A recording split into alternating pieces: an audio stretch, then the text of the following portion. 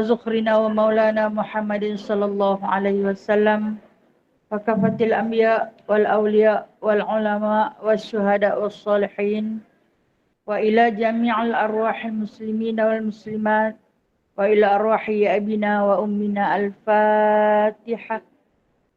أعوذ بالله من الشيطان الرجيم. بسم الله الرحمن الرحيم.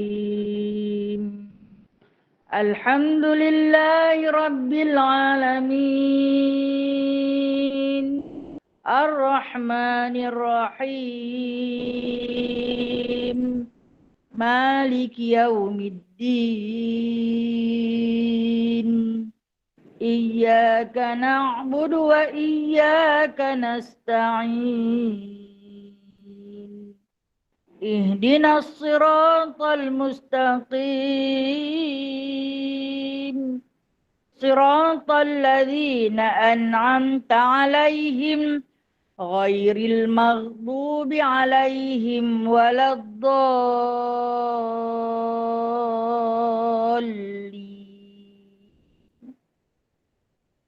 Amin. Kita baca surah Al-Kahf ayat 101 hingga 110. A'udzu billahi minasyaitonir rajim. Bismillahirrahmanirrahim. الذين كانت أعينهم في غطاء عن ذكري وكانوا لا يستطيعون سمعا أفحسب الذين كفروا أن يتخذوا عبادي من دوني أولياء إنا أعتدنا جهنم للكافرين نزلا.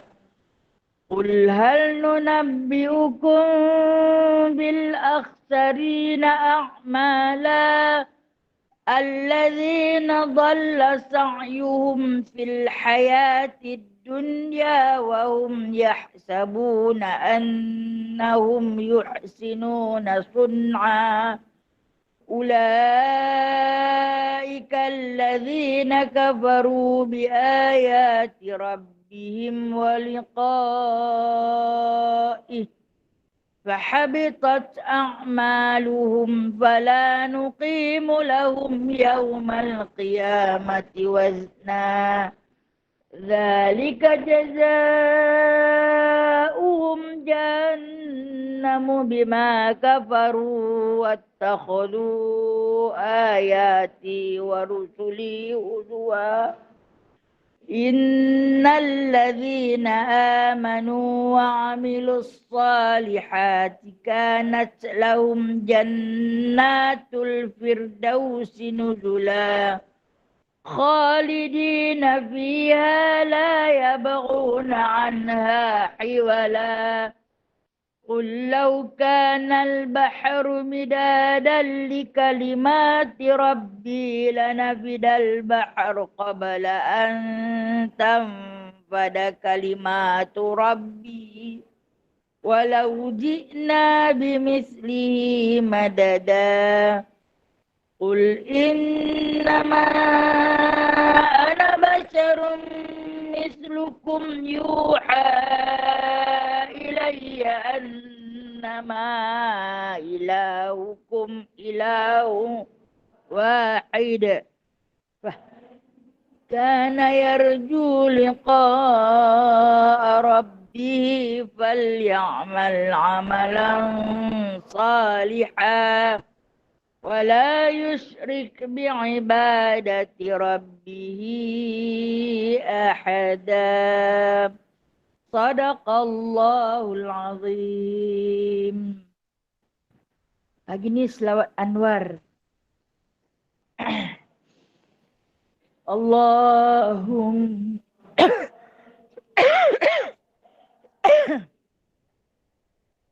Nuril Anwar وسر الأسرار وترياق الأغيار ومفتاح باب اليسار سيدنا ومولانا محمد المختار وآله الأطهار وأصحابه الأخيار عدد نعم الله وإفضاله اللهم صل وسلم على نور الأنوار وسر الأسرار وترياق الأغيار ومفتاح باب اليسار سيدنا ومولانا محمد المختار وآله الأطهار وأصحابه الأخيار عدد نعم الله وإفضاله اللهم صل وسلم على نور الأنوار وسر الأسرار وترياق الأغيار ومفتاح باب اليسار سيدنا ومولانا محمد المختار وأصحابه الأخيار عدد نعم الله وإفضاله هو سيدنا محمد ابن عبد الله ابن عبد المطلب ابن هاشم ابن عبد المناف ابن قصي ابن كلاب ابن مرة ابن كعب ابن لؤي ابن غالب ابن فهر ابن مالك ابن النضار ابن كنانة ابن خزيمة ابن مدركة ابن إلياس ابن مضر ابن نزر ابن معد ابن عدنان هو سيدنا محمد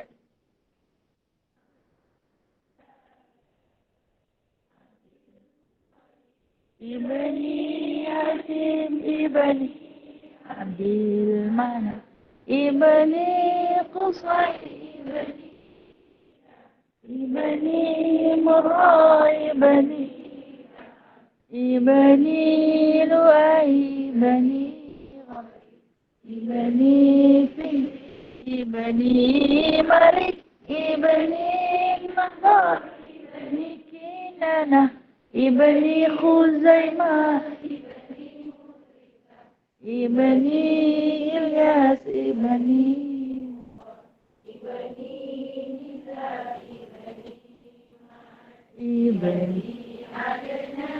lagi sekali wa sayyiduna Muhammad ibnu Abdillah ibni Abdul Muttalib ibni Hashim ibni Abdul Manaf ibni Qusay ibni Kilab ibni Murrah ibni Ka'ab ibni Lu'ay ibni Ghalib ibni Fihrin ibni Malik, ibni Nadhar, ibni Kinana, ibni Khuzaimah, ibni Mudrikah, ibni Ilyas, ibni Mudhar, ibni Nizar.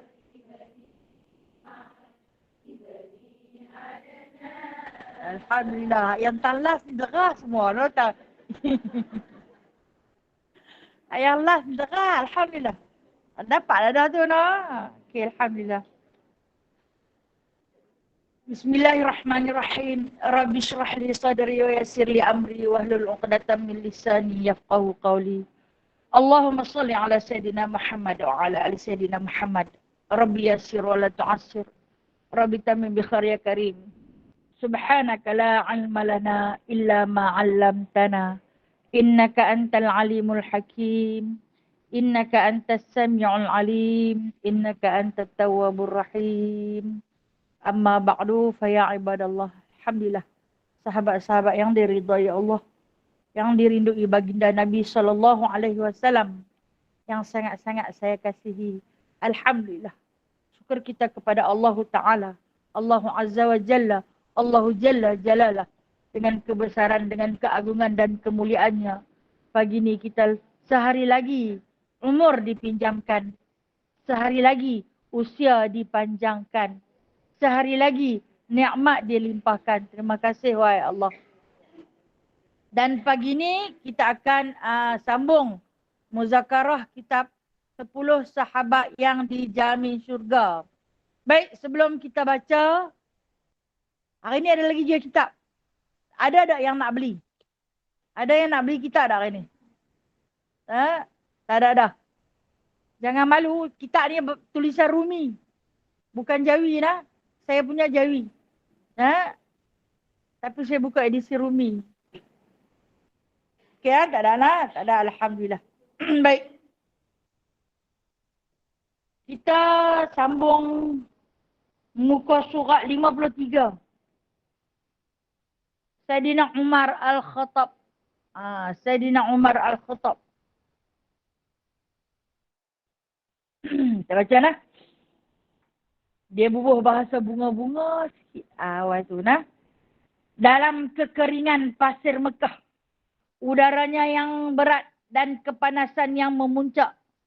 Setelah 13 tahun berlakunya peristiwa tentera Gajah Abraha yang tumpas dengan penuh ajaib, lahirlah seorang lelaki yang diberi nama Umar bin Al-Khattab bin Nufail bin Abdul Uzza. Bapanya Al-Khattab seorang yang tegas dan sering serius.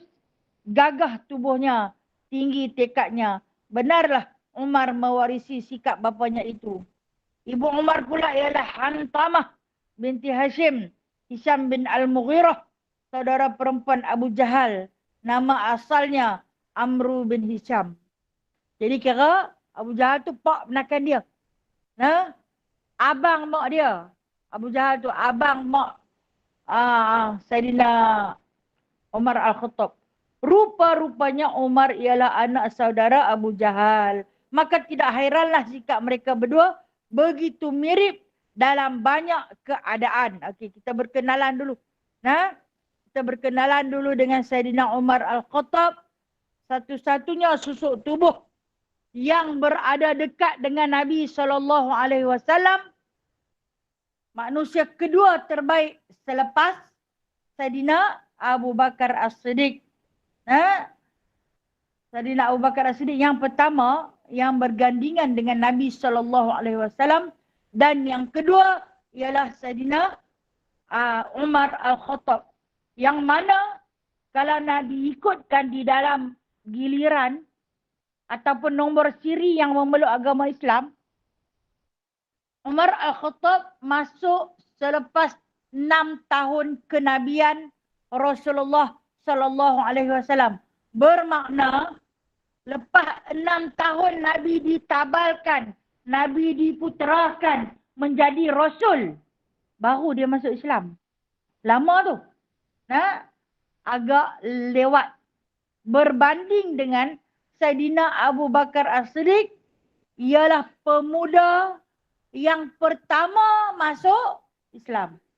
Tetapi walaupun dia masuk selepas 6 tahun, ada kata 3 tahun, ada kata 4 tahun. Ini khilaf. Nah, walaupun dia, kalau kita kata, kalau Sayyidina Abu Bakar nombor siri nombor 1, dia ni mungkin nombor 40. Nah, tetapi bila digandingkan, sebaris dengan sahabat yang istimewa, dia nombor 2. Kenapa?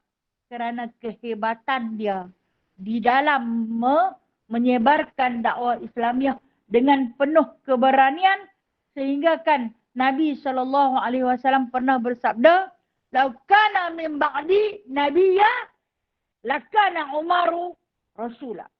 Kalaulah ada sesudah aku ini seorang nabi, nescaya Umar yang akan menjadi rasul. Jadi itu di antara kalam yang pernah Nabi bicarakan di hadapan para sahabat. Kalaulah selepas aku ni ada Nabi, tapi memang tak ada Nabi dah selepas Rasulullah sallallahu alaihi wasallam. Tapi kalau ada Nabi, kata Nabi Muhammad, ini kalam Rasulullah, maka yang paling layak menjadi Rasul adalah Umar Al-Khattab. Kenapa? Kerana dia Al-Faruq, boleh membezakan di antara yang benar dan yang salah. Dan kemudian salah silah kelahiran beliau, dia ni di antara sahabat yang muda. Kalau kata Sayyidina Abu Bakar As-Siddiq, dia muda 2 tahun daripada Nabi SAW. Tetapi Sayyidina Umar Al-Khattab, dia muda 13 tahun. Sebab tu dia bagi tahu di sini, selepas 13 tahun peristiwa tentera bergajah yang diketuai oleh Abraha, maka lahirlah dia pada musim panas yang teramat sangat. Kalau nak diceritakan susuk tubuh beliau ini, dia kulit dia tak putih sangat. Tak putih sangat dan tak hitam sangat, sawo matang. Tengah-tengah, sedang-sedang saja. Yang mana diceritakan di dalam kitab-kitab perihal sifat para sahabat ni, ianya memiliki wajah yang hasanah wajah. Muka yang handsome. Tegak. Tegak.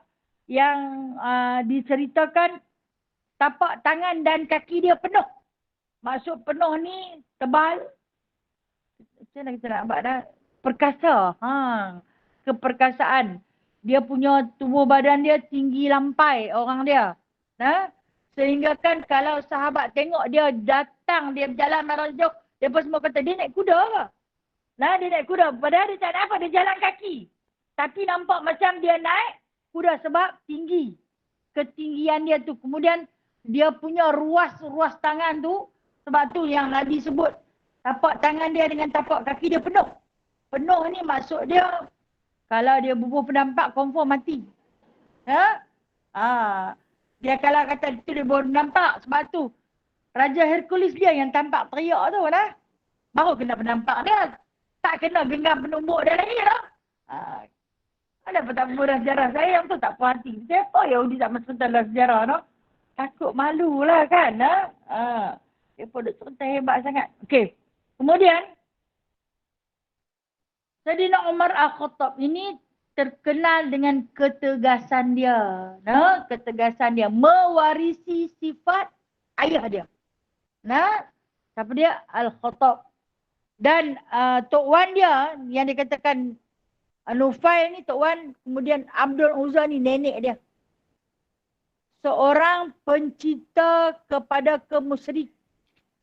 Paling kuat musyrik sehingga menamakan diri dia sebagai Abdul Uzza. Hamba kepada berhala yang nama Uzza. Dan Sayyidina Umar Al-Khattab ini juga, kalau kita kata dia punya laqab dia Al-Faruq. Laqab ni gelaran yang Rasulullah bagi dekat dia. Selepas beberapa jam masuk Islam, terus Rasulullah bagi kat dia laqab ataupun gelaran sebagai Al-Faruq. Dia masuk Islam pagi, lebih kurang dalam pukul 6-7 pagi. Pukul 11 tu dia dah dapat Al-Faruq. Cepat. Kalau macam Sayyidina Abu Bakar As-Siddiq agak lewat. Baru mendapat gelaran As-Siddiq selepas dia membenarkan Isra' dan Mi'raj Nabi SAW. Tapi Umar Al-Khattab awal dia dapat. Bermakna dia mendapat lakab dia tu sebelum Saidina Abu Bakar dapat. Ha? Dan diceritakan bahawasanya lakab dia itu Al-Faruq. Kunyah dia. Ini kena tahulah. Kunyah dia Abu Hafaz. Abu Hafaz. Ada hadis. An Abi Hafaz. Yang tu Umar lah tu. Ha? Abu Hafaz ni, Arab ni dia ada kunyah. Nah, lakab gelaran. Kunyah ni panggilan. Apa saya nak letak nah? Okey, orang Melayu tak guna kunyah. Macam, okey, kita ada anak. Contoh saya ada anak. Nama Luqman. Umi Luqman. Nah, macam Rasulullah SAW. Nah, mereka akan panggil dia Abu Fatimah. Bapa kepada Fatimah. Dia akan ada gelaran yang lain mengambil sempena nama si anak, dia tak nama bapa. Itu dia dinamakan Abu Hafaz. Abu Hafaz ni dia bapa kepada Hafsah. Kenapa Hafsah? Sebab Hafsah puteri yang dikahwinkan dengan Nabi SAW. Maka dia lebih senang dipanggil dengan nama Abu Hafaz walaupun dia ada anak lain-lain. Sebab apa? Sebab anak tu dia kahwinkan dengan Nabi SAW. Walaupun dia ada anak yang meriwayatkan banyak hadis. Di antaranya Abdullah. Dia tak dipanggil dengan nama. Dia tak diberi kunyah Abu Abdullah. Tapi dia diberi kunyah dengan Abu Hafaz. Sebab dia nak ada hubungan dengan Rasulullah SAW. Okey. Seperti mana yang diceritakan di dalam kitab kita ni. Mak dia ni adalah adik kepada Amr bin Hisham. Amr bin Hisham ni siapa dia? Abu Jahal. Nah, okey. Kalau kata Amr bin Hisham tu nama sebenar. Abu Jahal tu kunyah ataupun lakab. Nah, faham maksud lakab dengan kunyah. Baik, kemudian beliau menjadi khalifah kedua Islam pada 23 Ogos 633 Masihi sehingga 644 Masihi. Berapa tahun tu? Berapa tahun? Daripada 633 sampai 644. Sebelah tahun. Hampir. Nah, ada kata 12. Nah. Bersamaan dengan 22 Jamadil Akhir tahun 13 Hijrah dan merupakan salah seorang Khulafa'ur Rasyidin. Beliau dikatakan terdiri daripada golongan kelas pertengahan. Sewaktu kecilnya beliau pernah mengembala kambing dan pada zaman dewasanya beliau berniaga dengan berulang alik ke Syam membawa barang dagangan. Beliau juga berilmu, perkara yang amat jarang berlaku pada masa tersebut. Dan juga merupakan seorang pejuang dan wira yang gagah dan terkenal kerana kegagahannya. Baik. Diceritakan dia jadi khalifah. Kita cerita dah. Bulan sudah. Dah jadi sebulan dah. Bulan sudah. Sebelum kewafatan Saidina Abu Bakar As-Siddiq, Saidina Abu Bakar memanggil beberapa orang sahabat bertanyakan pendapat. Boleh dah nak lantik Umar Al-Khattab? Boleh dah nak lantik? Apa pendapat hampa? Walhal dia lagi kenal dengan Umar tu. Nah? Tapi dia tanya. Ingat tak siapa sahabat yang bangkang sikit tu? Ingat tak? Ingat tak ingat? Ingat tapi lupa. Okey. Talhah bin Ubaidillah kan? Talhah bin Ubaidillah kata, Umar ni bukan tak bagus. Nah? Umar ni bagus dia kata. Tapi cengih sangat. Garang sangat. Tegas sangat. Jadi dia kata, ingat tak satu peristiwa? Nah, di antara Talhah bin Ubaidillah ni cerita balik kepada Saidina Abu Bakar. Ingat tak satu peristiwa yang mana dia pagi-pagi tu dia main dekat Rasulullah dengan Abu Bakar. Dia dapati waktu subuh, lepas subuh, Rasulullah ni menangis. Lepas tu dia sembahyang sunat tahiyatul masjid. Dia pergi kat Rasulullah dengan Abu Bakar.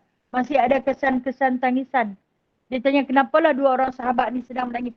Kenapa menangis? Lepas tu Rasulullah ni dalam isak tangis diam sebentar. Kata Abu Bakar As-Siddiq buat isyarat suruh Umar diam, jangan tanya dah. Dia tanya juga, pasal apa menangis? Pasal apa nak menangis ni? Ceritalah dia kata, mungkin boleh share tangisan kesedihan ni. Aku nak tumpang menangis sama. Perasaan cemburu tu ada dalam diri dia. Dua orang yang berkasih sayang ni menangis.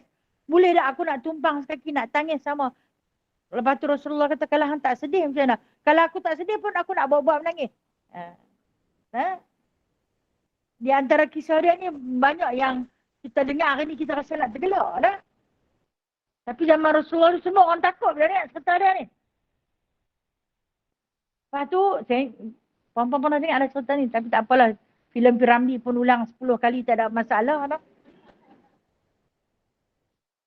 Dia kata Rasulullah SAW, "Wahai Umar, aku menangis ni, aku sedih," dia kata. Sebab cadangan hang kemarin tu Allah Ta'ala suruh ikut. Apa cadangan aku? Dia pun lupa. Cadangan dia tentang tawanan dalam peperangan Uhud. Tawanan dalam peperangan Uhud kan dia dapat tawan. Seramai 22 orang tawanan dalam peperangan Uhud. Di kalangan kafir musyrikin, Mekah dapat ditawan. Lepas tu, sahabat bakal berbincang lah. Apa pun Rasulullah akan tanya Sayyidina Abu Bakar As-Siddiq dulu. Lepas tanya Sayyidina Abu Bakar, tanya Abdurrahman bin Auf. Kemudian tanya Uthman bin Affan, sahabat-sahabat yang memiliki peribadi yang lemah lembut, bersopan santun. Lepas bagi cadangan kepada Rasulullah, tawanan ni kita suruh dia masuk Islam. Kita suruh dia masuk Islam. Kalau dia tak mau masuk Islam, kita jadikan dia seorang hamba. Tapi dia pandai-pandai. Kita suruh dia jadi guru.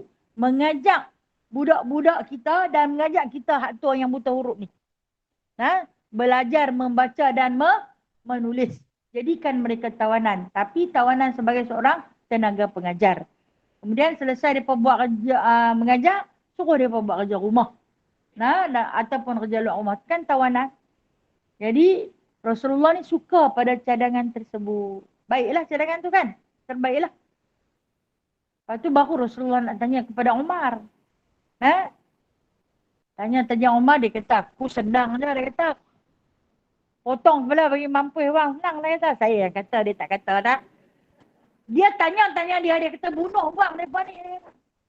Jenis ni tak boleh buat baik, dia kata, badan. Sehat-sehat lagu tu, dia kata. Dia nak dengar ke cakap kita.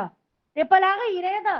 Mereka lari, mereka akan khianati. Mereka dah duduk dah dalam kelompok kita. Mereka dah tahu dah selok-belok kita. Mereka akan buka rahsia kita, memudahkan untuk musyrikin serang balas balik. Bunuh aja dia kata. Rasulullah kata tak boleh pakai dia punya pendapat ni. Tak boleh pakai dia punya pendapat. Malam tu Rasulullah tidur, turun wahyu Allah. Surah An-Nur. Turun wahyu Allah. Maaf saya tak ingat matan dia. Tak ingat ayat dia. Allah Ta'ala kata kepada Rasulullah, wahai Nabi, kata Allah, orang yang gagah, kuat tubuh badannya, tak layak ditawan kerana mereka adalah pengkhianat. Sebaliknya, hendaklah dihapuskan kerana sebelum mereka menghapuskan engkau, elok kamu hapuskan mereka. Bermakna, Allah setuju dengan pendapat Umar. Esok tu nak kena bunuh 22 orang tu. Sebab tu Rasulullah teriak. Rupa-rupanya Allah lebih mendengar apa yang Umar kata. Walhal yang diminta pendapat tu bukan calang-calang orang. Abu Bakar As-Siddiq, Abdurrahman bin Auf, Uthman bin Affan. Itu semua sahabat-sahabat kekasih Nabi SAW. Tanya 3 orang. Tanya dia seorang, dia kata bunuh tu. Rasulullah berhenti, tak mati. Tengok-tengok kena bunuh. Sebab itulah yang terkeluarnya kalam Nabi SAW, seandainya ada Nabi selepas aku, maka lakana Umar. Nescaya Umar lah yang layak menjadi Rasul. Pasal apa? Kalau dia letak keputusan tu benar. Sebab dia boleh beza, mereka ni nak jadi apa ni. Mereka ni akan jadi apa ni. Dia boleh membezakan, dia tahu dah. Kalau kata kita simpan tawanan 22 orang ni, nescaya mereka akan mengkhianati kita. Dia takkan jadi hamba yang patuh dan taat kepada tuannya. Sebaliknya dia akan makan tuan balik. Patut-patut membunuh orang. Tapi kasarlah cara dia tu. Nah, Rasulullah ni nak pilih yang terbaik. Namun Allah Maha mengetahui lantas menggerakkan hati baginda sallallahu alaihi wasallam. Lepas tu Rasulullah pun cerita dekat dia. Allah Ta'ala suruh bunuh. Okay, kalau kita kata, kan aku dah kata. Ha. Kalau kita akan kata tu, kan aku dah kata. Bunuh buang je puak-puak ni. Jangan disimpan. Tapi dia tak buat macam tu. Masya Allah. Nah, walaupun dia garang, walaupun dia tegas, dia tak pernah membenarkan kata-kata dia tu lebih daripada kata-kata Rasulullah sallallahu alaihi wasallam. Dia kata, ya Nabi Allah. Nah, wahai Nabi Allah, dia kata. Andai itu perintah Allah Subhanahu wa taala, maka akurlah. Ha. Nah, dia tak kata yang tu, aku dah kata dah kan. Aku dah kata dah kan. Dia tak kata. Dia kata itu perintah Allah, akurlah dia kata. Tapi dia tawarkan diri dia. Seandainya kalian tak mampu, bagi dekat aku. Ha, kalau hampa tak mampu nak buat, bagi dekat aku. Aku kedai muka-muka 22 ekor jemaah ni aku kedai. Lepas tu bagi kat aku dia kata, dah. Baik sini aku nak buat. Sebab dia tengok macam mana perbuatan dia di dalam peperangan Uhud tu, punya zalim lah dia buat kepada syuhada Uhud. Ha? Percincang-cincang, perkorek mata, perkorek jantung hati. Kata, baik sini dekat aku saksikan pada kezaliman yang telah dikerjakan. Jadi kalau kata ada lagi gambaran sifat-sifat zalim yang dilakukan oleh puak-puak ni, jadi tak susah untuk Umar Al-Khattab menjalankan perintah daripada Allah Subhanahu wa taala. Okey, baik. Kita tengok nah. Sayyidina Umar bin Al-Khattab telah mendapat hidayah Islam pada tahun ke-6. Lambat kan? Lepas 6 tahun dah. Abu Bakar masuk Islam. Lelaki pertama masuk Islam. Apa dia? Siapa? Abu Bakar. Perempuan pertama siapa dia? Khadijah binti Khuwailid. Kanak-kanak pertama siapa dia? Ali karamallahu wajhah. Hamba pertama siapa dia? Zaid bin Harithah. No? Jadi dah ada 4 orang dah. Dia ni nombor berapa? Dia nombor 40. Lambat tu. Nah? Tapi dia masuk tu dia naik carta dia terus nombor 2. Nah? Melangkaui semua para sahabat yang dah ada waktu tu. Dia terus nak jadi nombor 2. Okey. Lambatlah, agak lewatlah berbanding dengan sahabat-sahabat yang Khulafaur Rasyidin yang lain. Nah? Baik. Umur dia masa ni 39 tahun. Masya Allah. 39 tahun. Baru nak kenal Islam, baru nak bersyahadah. Beliau memeluk Islam setelah mendengar adik perempuan yang membaca ayat-ayat Al-Quran. Dalam sebuah hadis yang diriwayatkan oleh At-Tabrani, bahawa Rasulullah SAW juga pernah berdoa, ya Allah kuatkanlah Islam dengan Umar. Sebuah hadis daripada Ibnu Abbas yang diriwayatkan oleh Ibnu Majah, bahawa Rasulullah SAW bersabda, apabila Umar memeluk Islam, Jibril pun datang dan berkata, ya Muhammad, sesungguhnya seluruh makhluk langit bergembira dengan Islamnya Umar. Masya Allah. Pacok berumur saya nak lah. Sampai Jibril bawa pesan. Nah, apabila Islamnya Umar, seluruh makhluk di langit. Siapa yang ada di langit ni? Para malaikat. Nah, para malaikat yang berada pada setiap lapisan tingkatan langit tu, masing-masing bersorak gembira. Tak tahulah sorak macam mana. Nah, sebab apa? Yang akan menerajui agama Islam selepas ini adalah Umar Al-Khattab. Dah tahu dah. Dia paling berani. Orang lain menyorok, sembunyi-sembunyi. Dia main-main terus dia bangkit. Dia berani. Okey, kita tengok sejarah dia memeluk Islam. Dalam suasana yang diselimuti oleh mendung kegelapan dan kezaliman, tiba-tiba berkelip sebuah kilatan cahaya yang lain. Yang kilatannya lebih dahsyat dan lebih terang daripada yang tadi. Itulah keislaman Umar bin Khattab. dia memeluk Islam pada bulan Zulhijjah tahun ke-6 kenabian. Selang 3 hari setelah keislaman Hamzah. Sebelum itu, Nabi pernah berdoa kepada Allah Subhanahu wa taala memohon keislaman Umar. Tirmizi membawakan sebuah hadis. Tirmizi ni siapa? Imam At-Tirmizi. Tak lagi kita kata Tirmizi ni siapa pula? Imam At-Tirmizi, pengarang kitab Syama'il Muhammadiyah. Meriwayatkan daripada Umar yang disahihkan olehnya, yang dibawakan oleh At-Tabrani daripada Ibnu Mas'ud dan Anas, bahawa Nabi SAW pernah berdoa, Allahumma a'izzal islama bihabbi hadaini rajulaini ilaika bi Abi Jahlin atau bi Umar bin Khattab. Ataupun dalam hadis yang lain, di dalam kitab lain, Nabi SAW berdoa kepada Allah Subhanahu wa taala, Allahumma a'izzal islama bihabbi hadaini rajulaini bi islami umraini. Ya Allah, dia kata, kuatkanlah Islam dengan salah seorang daripada 2 orang yang paling kau cintai, iaitu Umar bin Al-Khattab ataupun Abu Jahal bin Hisham. Jadi Abu Jahal bin Hisham dia nama Umar juga. 2 Umaraini. Rasulullah minta kepada Allah, ya Allah, kuatkanlah Islam dengan salah seorang daripada 2 orang yang kau cintai. Jadi salah seorang, 2 orang yang bernama Umar yang kau cintai. Mana satu? Sama ada Umar bin Al-Khattab ataupun Amru bin Hisham. Amru bin Hisham ni adalah Abu Jahal. Abu Jahal. Dia minta kepada Allah agar di antara salah seorang yang bernama Umar. Agar masuk Islam. Maka Allah Ta'ala lebih mencintai Umar Al-Khattab.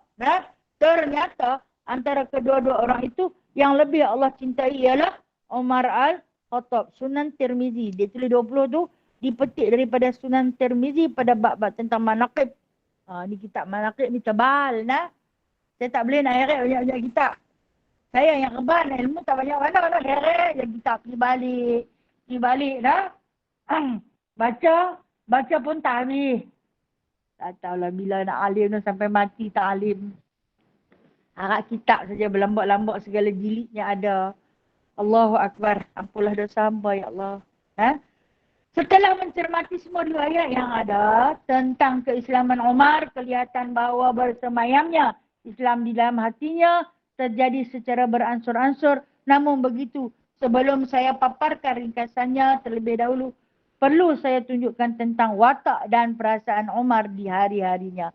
Sebelum dia nak cerita lebih lanjut, nak cerita tentang watak Saidina Umar sebelum dia masuk Islam. Siapa dia? Macam mana perangai dia? Apa yang dia buat? Umar dikenali memiliki ketegapan fizikal dan keteguhan yang kuat terhadap harga dirinya. Dia seorang individu yang bengis, di mana orang Islam mesti merasakan pelbagai siksaan daripadanya. Sebenarnya dalam hati dia terjadi persaingan antara pelbagai perasaan yang saling bertentangan. Pada satu sisi, dia sangat menghormati tradisi yang telah digariskan oleh datuk moyangnya. Ditambah lagi, dia terbiasa hidup bebas dengan menuruti hawa nafsu serta meminum arak. Namun begitu di sisi lain, dia takjub dengan keteguhan orang Islam yang tabah menghadapi pelbagai ujian demi mempertahankan akidah mereka. Rasa bimbang berlegar-legar di dalam hatinya, dan seperti itu juga yang akan dirasakan oleh siapa pun yang berakal tak kala menyaksikan apa yang diserukan oleh Islam jauh lebih agung dan lebih suci daripada yang lain. Oleh kerana itu hatinya berkecamuk sehingga dia lemas sendiri. Demikian kata Muhammad Al-Ghazali. Imam Ghazali. Setelah dianalisis riwayat-riwayat tentang keislaman Umar dapat disimpulkan seperti berikut. Okey. Cerita dia tentang susuk tubuh baginda Saidina Umar Al-Khattab. Ini yang mana telah pun dirumuskan. Kalau saya baca sesuatu ni lambat. Kita buat rumusan. Okey. Tak pergi balik baca sendiri di rumah. Pandai kan? Okey. Dia memiliki ketegasan di dalam memberi apa-apa keputusan. Dia di antara orang kepercayaan musyrikin Quraisy. Waktu ni, musyrikin Quraisy kira seronok lah. Pasal Saidina Umar ni, suruhlah dia buat apa pun dia buat. Janji hang bagi dia minum. Dia kuat minum. Minuman dia arak. Dia paling kuat minum arak. Kalau orang lain minum mabuk sehari sekali, dia sehari 5 kali. Nah, Depa kalau kata nak suruh dia buat apa-apa, bagi minum. Dia mabuk, sekali lagi dia akan buat satu-satunya di luar batasan. Sampai kan orang-orang musyrikin Quraisy ni, kita tak susah. Muhammad domyo kok, dia kata. Bukan dia berani keluar pun. Orang nak masuk Islam pun sembunyi-sembunyi. Masa ni bila berubah dah Islam, disiksa. Umar kata buat sampai mati. Tapi dia pun tak mau bagi mati. Aku dah kata dah, bunuh bagi mati. Baru habis. Hampa dah nak siksa lama-lama. Tengok Abu Bakar beli. Lepaslah. Dia kata kalau mati kita rugi. Sebab dia kata kalau mati masuk surga. Biar kita siksa dulu lama-lama. Rupa-rupanya musyrikin ni dia tahu ada surga lah. Naknya orang bukan Islam ni dia bukanlah bodoh sangat. Tapi oleh kerana agama nenek moyang. Nak jaga sensitiviti mak bapak atau nenek moyang dulu-dulu yang bawa mai turun-temurun. Macam itulah cerita Saidina Umar ni. Dia tak suka, dia pelik. Tu sebab tu dia bagi kat dia berniaga. Dia berniaga, dia menggembala kambing. Kan dia berniaga ke Syam. Selalunya mak dia yang nama Hantamah tu akan bagi kat dia bekal. Kurma yang dibuat rupa bentuk macam Lata dan Uzza. Bungkus dalam kain, buat bekal. Tuhan Lata dan Uzza ni dikecilkan menjadi teman untuk menjaga keselamatan engkau dalam perjalanan. Bungkus bagi kat dia. Buat bentuk kurma. Dia lapak, dia berhenti, dia buka. Dia makan Lata tu. Aku ambil kepala hang dulu Lata, aku makan. Dia sampai dia nak tergelak lah. Tak apalah mereka ni. Apa benda yang mereka duk sembah? Ni bagi dekat aku suruh jaga ke perjalanan. Aku yang kena jaga dia. Aku lapar, aku makan pula. Dia pula kan mempunyai fizikal kekuatan yang luar biasa. Kalau orang nak main kacau dia bunuh je. Tu kekuatan yang dia ada. Apa yang ada pada Lata dengan Uzza yang mak dia kirim tu? Mak tu pesan. Kalau perjalanan kan musim panas, kurma tu nanti kering. Bubuhlah susu ni bagi mandi. Kan ada kan satu agama yang jenis bagi mandi Tuhan dengan susu tu. Tu adik-beradik tu lah. Jadi dia kata nak bagi mandi. Buat apa? Celuk lah bagi basah. Makan dan minum. Kan? Jadi dia sebenarnya hati dia gelisah. Dia lebih kagum lagi dengan orang Islam yang dibawa oleh Rasulullah sallallahu alaihi wasallam. Dia ni hebat. Walau kena siksa macam mana pun masih tetap berpegang pada akidah. Bermakna dia yakin. Keyakinan yang begitu teguh. Tak mudah-mudah dia boleh cabut Tuhan. Kepala Tuhan dia. Ni dia senang cabut kaki, cabut kepala, cabut biji mata semua. Semua dia boleh. Makan. Sampai. Sementara nak sampai ke tempat dia menjaga habis. Tu balik pula. Mak dia kata selamatlah perjalanan dia. Macam tu lah keadaan dia. Tapi dia ni masuk Islam lewat 3 hari je daripada Saidina Hamzah. Pernah dengar keislaman Saidina Hamzah? Pernah dengar tak? Tak pernah. Boleh cerita? Boleh saya nak cerita sikit nak. Tapi saya kan kata ustazah ni dia cerita pasal Umar dia langkau. Nak tahu pasal apa? Pasal apa dia lambat 3 hari? Cerita Saidina Hamzah. Saidina Hamzah ni siapa? Pak penakan Nabi. Pak penakan Nabi. Dia adalah anak kepada Abdul Muttalib. Saidina Hamzah ini yang mendapat laqab gelaran Asadullah. Singa Allah. Keberanian dia. Dia ni di antara pedagang yang berdagang secara solo. Lone Ranger. Dia takkan bawa orang ramai. Dia pergi seorang-seorang dia. Dia kuat. Siapa berani kacau dia? Macam singa tu punya cengih. Memiliki kekuatan macam mana Saidina Umar, macam tu dia. Tapi dia jenis tak kacau. Saidina Umar ni dia suka lawan dengan orang. Dia ahli gusti. Dia suka beradu tenaga. Dapatlah upah. Upah dia minum arak je. Sementara Sayyidina Hamzah ni dia tak suka bercampur dengan pemuda-pemuda Quraisy. Bagi dia, mereka tu kotor. Nah, dengan perzinaannya, dengan minum araknya, dengan suka bertelanjangnya. Jadi, dia tak suka bercampur. Orang bekat mai cerita dekat dia, kata anak menakan hang ni bawa satu agama macam ni. Dia kata tak apa. Dia kata, dia tak kacau aku tak kacau dia. Lepas ni tidak minta tolong lah. Pisak bagi nasihat. Biar habis kat dia, dia kata. Biar habis kat dia. Dia bawa satu agama yang bersih, yang suci. Dia tak buat kerja lagu hampa nak buat. Ya? Kemudian, dia pun mengadu lagi pada Sayyidina Hamzah. Hamzah lah ni, kalau kata hang nak senang, nak hidup kaya, hang tak payah dah pergi berdagang. Kami nanti bagi sebahagian daripada harta kekayaan Mekah ni, asalkan hang pergi bagi nasihat dekat anak penakan hang. Ini Rasulullah sallallahu alaihi wasallam suruh berhenti. Dan suruh berhenti. Dia kata tak mau, dia kata aku boleh kerja. Aku boleh kerja. Biar kat dia kata. Dia pun lah ni duduk bersembunyi-sembunyi di rumah Al-Arqam. Dia tak dakwah secara terang-terang pun. Dia duduk di dalam kelompok dia. Hampa nak sakit tak mana? Hampa yang boleh duduk terang-terang buat segala jenis kejahatan dan maksiat serta kerosakan. Dia tak kacau hampa pun. Dia duduk senang-senang dengan kelompok dia.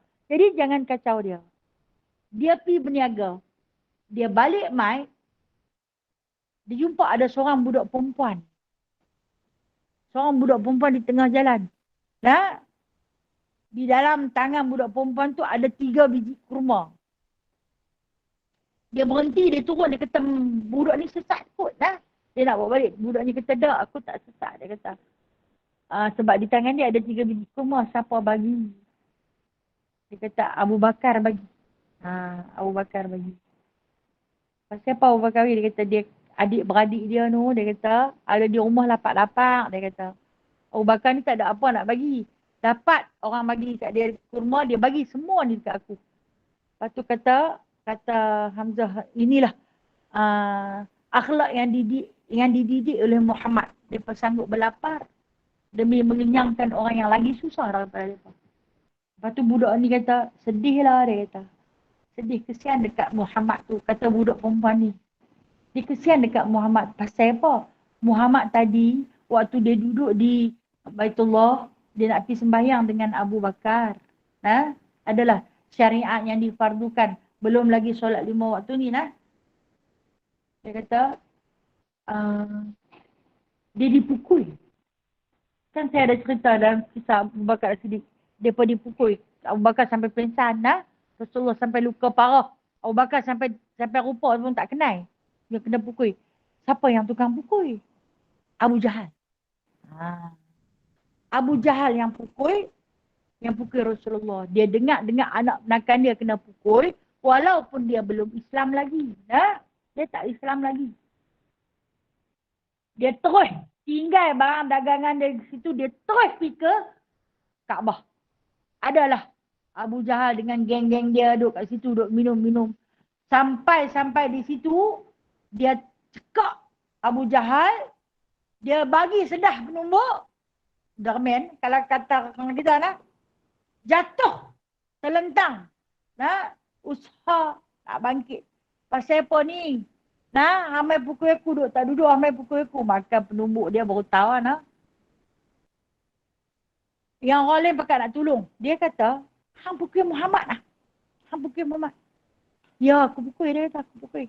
Pasal apa hang pukul dia? Aku dah pesan hampa jangan kacau dia. Dia tak kacau hampa. Dia duduk dalam kelompok kecil. Di rumah Al-Arqam tu pun dia sembunyi-sembunyi. Tak ada rumah Al-Arqam tu duduk kat mana ni? Di atas bukit Safa. Di atas bukit Safa tu rumah Al-Arqam lah. Tempat Nabi berdakwah secara sembunyi-sembunyi pelan-pelan. Nabi tak kacau orang. Yang hampa pergi kacau dia pasal apa? Yang dia pukul tu. Kata Abu Jahal kepada Sayyidina Hamzah, hang gaduh pasal apa? Gaduhlah dia nak nakan aku. Hang bukannya satu agama dengan aku, dah satu agama dengan dia. Padahal dia tak masuk Islam lagi. Aku dah ikut agama dia. Pasal apa hang pergi kacau dia? Dia tak kacau orang. Dia tak kacau hamba-hamba pergi kacau dia. Hang pukul dia. Begini, hambat dekat dia. Lepas tu adalah kawan-kawan Abu Jahal. Dia pukul dengan kawan-kawan Abu Jahal tu. Ha? Dah kata nak tu kena pukul lepas habis dia. Belasah. Geng-geng lepak tepi Kaabah tu. Dia pergi ke rumah Al-Arqam. Nak tengok anak menakan dia yang kena pukul. Memang nak pecah bibir mulut Nabi. Nah. Luka parah badan Nabi. Dia bawa lah minyak zaitun. Ha. Dia bawa minyak zaitun. Sapu minyak macam kita bawa minyak gamat. Nah. Sapu minyak menangis dia kata. Siksanya dia kata. Kamu nak menegakkan satu agama ni. Dah tentu agama ini agama yang benar. Saksikanlah. La ilaha illallah. Terus dia mengucap di depan Nabi SAW. Nabi punya seronok lah. Nah. Nabi kata kalau macam ni kena pukul lagi pun tak apa. Nah. Sebab bonus besar tu. Maksudnya Sayyidina Hamzah. Tengok Allah Ta'ala nak hadiah selepas 3 hari. Masuk Islamnya Sayyidina Hamzah diikuti satu lagi bonus paling besar. Nah. Yang ni kalau orang main loteri orang kata tiket A ni. Nah. Ustazah macam pernah main loteri dah dengar aja. Tak kena na'udzubillah nak. Na'udzubillah. Okay. Sejarah keislaman Umar Al-Khattab ini dalam cerita mengatakan dia kan kuat minum arak. Bila dah dia minum, dia dah mabuk, mereka tawarkan kepada dia harta 1/3 daripada kekayaan. Dah dengar Hamzah yang masuk Islam, leceh. Nah, Pak Menakan dia panggil lah ni, mai. Kami akan bagi 1/3. Tahu tak Abu Jahal ni, kalau lah ni kita punya pangkat di, kita panggil dia Tan Sri lah. Tan Sri Abu Jahal. Pangkat lah, nak. Hang kalau mai, kami nanti nak berikan jawatan. Mungkinlah kalau bukan Tan Sri pun Datuk Sri. No? Tan dengan Datuk mana besar? Tan kan? Tan Tintun. Saya tak tahu. Saya tak kata je ni lah. Saya tak tahu lah. Okey. Lepas tu kami akan bagikan pangkat. Kami akan bagi harta. Kami bagi perempuan. Dan minum hang tak payah bayar. Dia seronok dengan hang tu. Tak payahlah kerja teruk-teruk. Tidak, dia ni jenis beradu tenaga. Nak dapat sesuatu. Okey.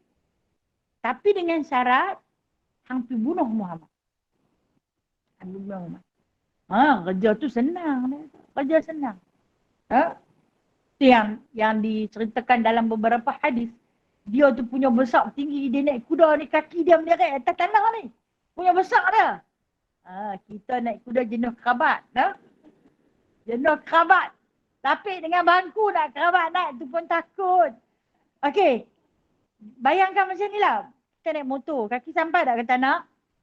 Mana ada siapa naik motor kaki tak sampai tanah? Terbalik lah kan? Macam kita naik motor kaki sampai ke tanah lah. Terginjak-ginjak. Dia naik kuda macam tu.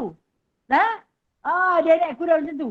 Kena kuda tu kalau lari slow, dia toy dia kaki dia lagi laju lari. Kuat dia ni lah. Jadi, dia ni tak apa. Minum bagi betul-betul mabuk ni, nak pergi bunuh Muhammad ni kena betul-betul mabuk. Sebab dia apa kata? Muhammad ni ada sihir. Betul dia kata. Muhammad memang ada ilmu sihir. Dia pernah satu hari tu nak masuk bunuh Nabi. Nabi duduk dalam Kaabah. Nabi sedang baca Al-Quran. Di antara bacaan Nabi SAW, saya tak ingat surah apa. Okey, dah ni ada. Subhanallah.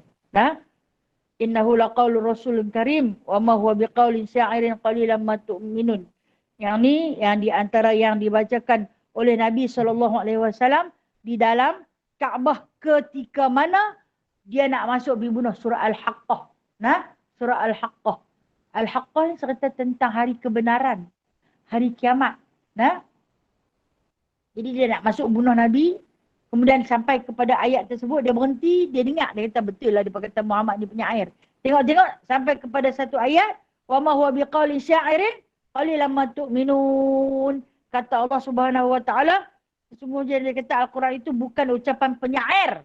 Jadi Muhammad bukan penyair. Mula dia kata Muhammad tu seorang ahli sihir. Kalau siapa dengar dia baca Quran, nescaya dia akan lupa diri, ikut.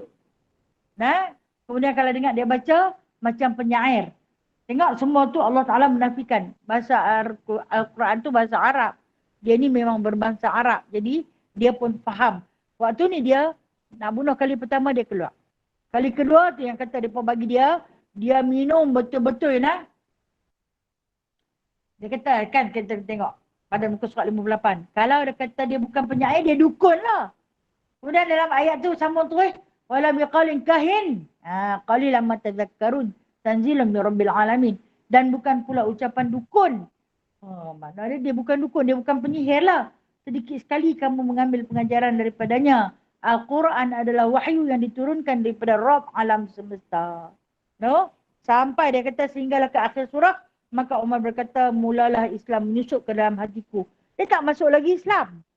Baru Islam tu menyusup sedikit demi sedikit.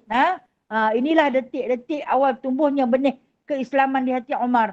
Namun begitu kehidupan jahiliah, sikap fanatik terhadap tradisi serta pengagungan terhadap agama datuk nenek moyang masih lebih menguasai berbanding bisikan hakikat di dalam hatinya.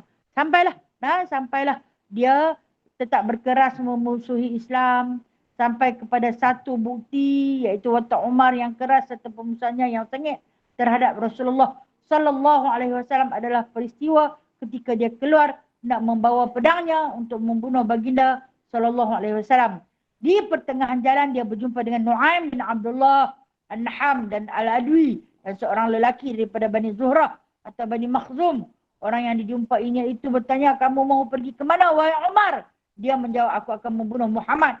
Orang itu bertanya lagi, apakah yang boleh menjamin keselamatanmu daripada pembalasan Bani Hashim dan Bani Zuhrah jika kamu membunuh Muhammad? Umar menjawab, saya amati, rupa-rupanya kamu telah murtad.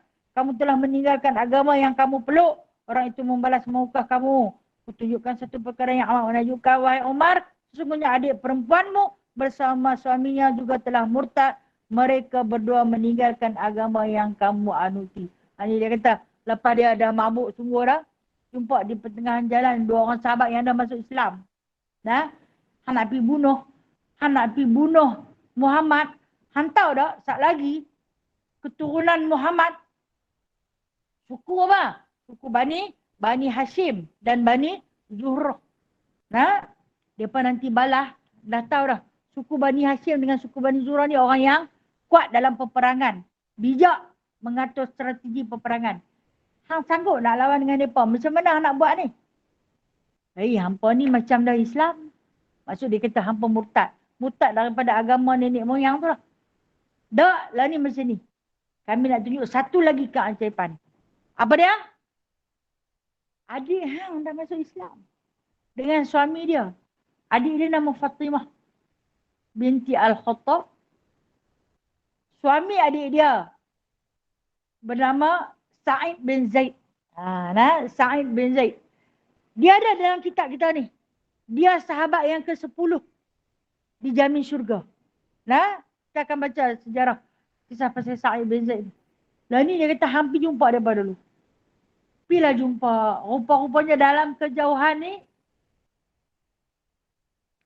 dengar adik tu duk belajar mengaji Al-Quran oleh seorang guru.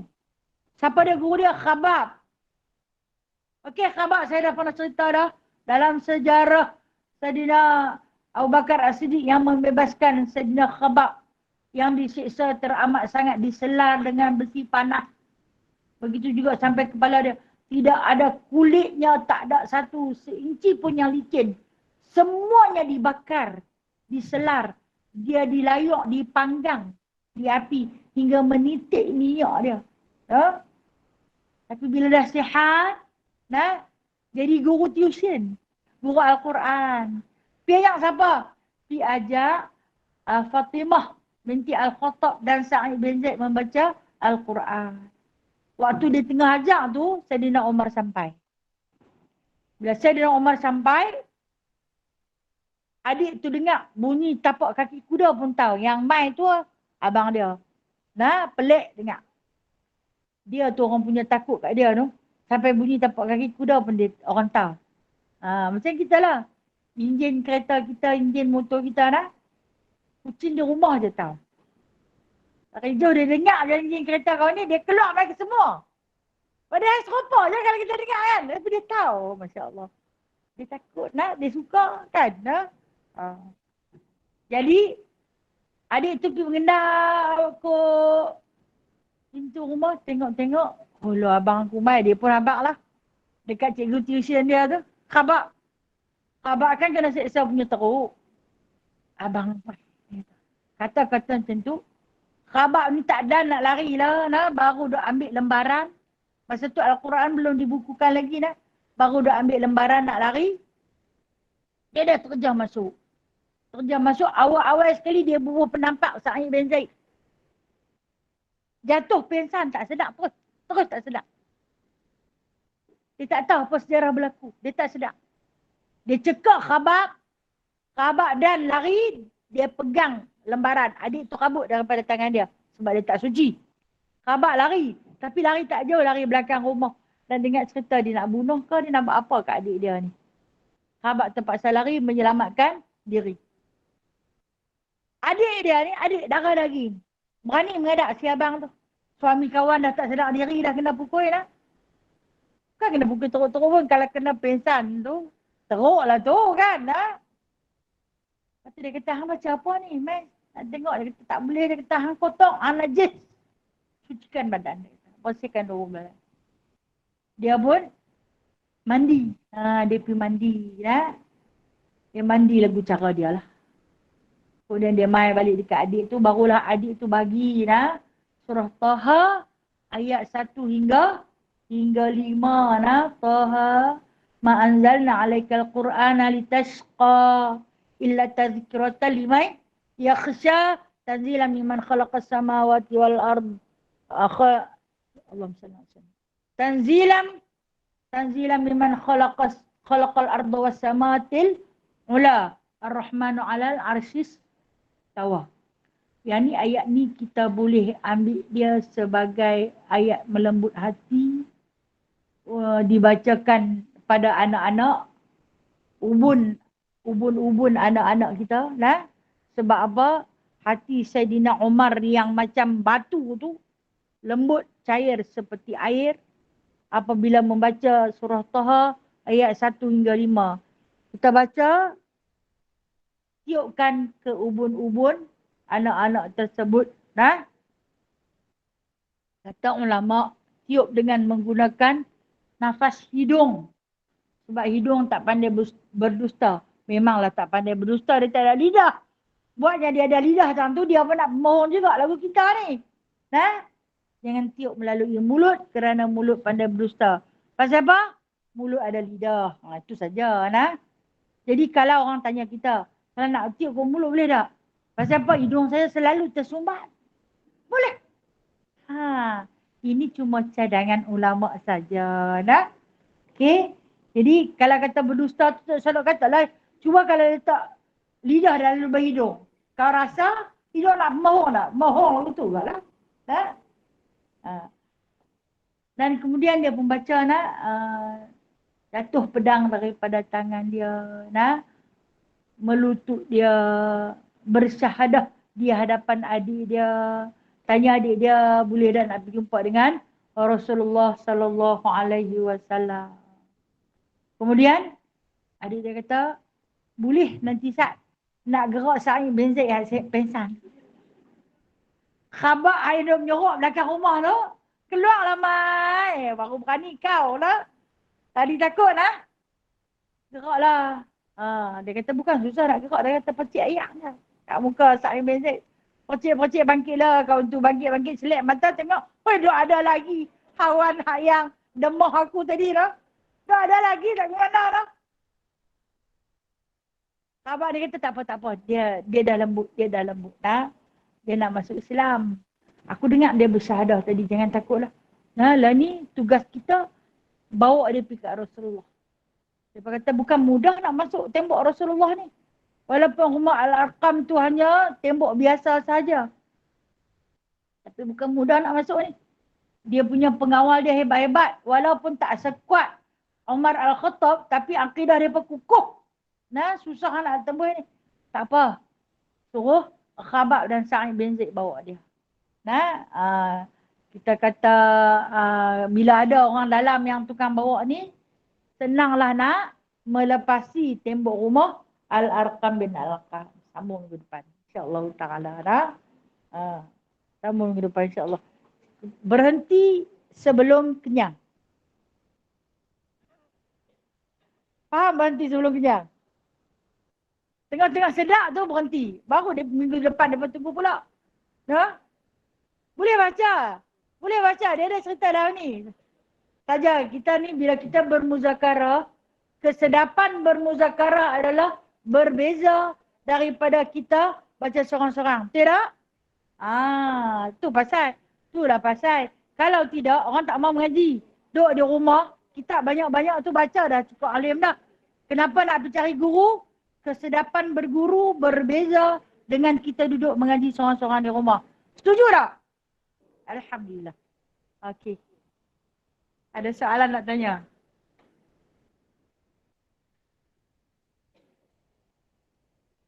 Baik, minggu depan, ya, Isnin, Selasa, Rabu tak ada. Khamis ada balik, nak? Ada yang bertanya minggu depan, kuliah Isnin. Isnin di Surau Mustaqim, nah? Tak ada. Ada perwakilan di sini, tolong bagi tahu, nah? Saya akan maklumkan sekali lagi. Kemudian Selasa tak ada. Selasa sepatutnya di Taman Iping, nah? Rabu, Surau Mubarak pun tak ada. Jadi Khamis, Jumaat ada. Khamis di sini insya-Allah, Jumaat di Seri Delima, tafsir, nah, insya-Allah taala. Ada soalan nak tanya?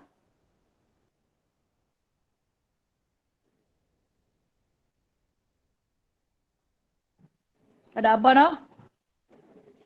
Ada apa saya sudah dulu nak? Saya minta maaf di atas segala kekurangan diri saya. Kalau cakap yang tambah-tambah tu saya tambah tak nah? Saya tambah. Ada yang saya tambah-tambah. Yang merepek-repek tu saya tambah saja. Sekadar menceriakan suasana nah. Yang dia duduk labur, dia duduk tabur tu saya yang bubuh nah. Saja nak bagi faham nah. Jadi saya minta maaf di atas kekurangan dan kesilapan, kekhilafan diri saya ini. Yang baik itu datangnya daripada Allah Subhanahu wa taala. Yang kurang dan yang lemah itu adalah daripada kecacatan diri saya sendiri. A'udzubillahi minasyaitonirrajim. Bismillahirrahmanirrahim. Alhamdulillahirabbil alamin hamdan katsira hamdan yuwafi ni'amahu wa yukafi'u mazidah. Ya Rabbana lakal hamdu kama yanbaghi li jalali wajhikal karim wa 'azimi sultanik. Ya musabbibal asbab, ya fatihal abwab, ya sami'al aswat, ya qadiyal hajat, ya mujibad da'awat. Ij'alna minan najihin, fansurna fa innaka khairun nasirin, waftah lana fa innaka khairul fatihin, waghfir lana fa innaka khairul ghafirin, warhamna fa innaka khairul rahimin, warzuqna fa innaka khairul raziqin, wahdina wa najjina minal qawmil zalimin. Allahumma rzuqna qabla al-mauti taubatan wa 'inda al-mauti syahadatan wa ba'da al-mauti jannatan wa na'ima ya arhamar rahimin. Allahumma rabbana atina fid dunya hasanah wa fil akhirati hasanah wa qina 'adzaban nar wa adkhilna jannata ma'al abrar ya aziz ya ghaffar ya rabbal alamin. Wa sallallahu ala sayyidina Muhammadin walhamdulillahi rabbil alamin. Taqabbalallahu minkum. Taqabbal ya. Terima kasih semua. Assalamualaikum warahmatullahi wabarakatuh. Terima kasih saja. Assalamualaikum. Terima kasih. Nini. Bye bye. Ya Kak Sel.